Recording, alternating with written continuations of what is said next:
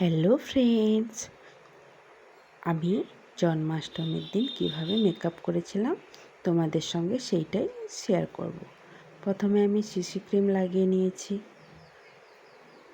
এইভাবে প্রথমে কিন্তু আমি মুখটা ধুয়ে নিয়েছি, তারপরে সিসি ক্রিম লাগিয়েছি।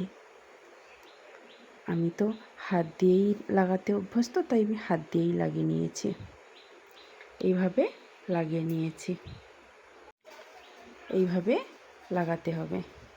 তারপরে আমি আইব্রোটা সেট করে নিয়েছি।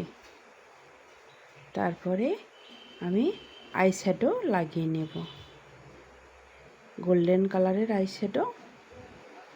তার উপরে পিঙ্ক কালারের আইশ্যাডো। দেখো লাগিয়ে নিচ্ছি এইভাবে ব্রাশ দিয়ে।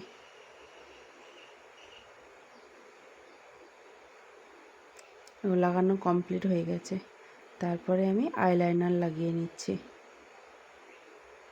এই আইলাইনারটা এখানে একটু টানা টানা রাখতে হবে, দেখতেও ভালো লাগবে। আর রাধারও তো চোখটা একটু টানা টানা ছিল, তাই। তারপরে আমি লিপস্টিক পরে নেওয়ার আগে লিপ বর্ডারটা লাগিয়ে নিচ্ছি। তারপরে এই লিপস্টিকটা পরে নিচ্ছি, রেড কালারের লিপস্টিক। তারপরে আমি এখানে তিলক করে নিচ্ছি।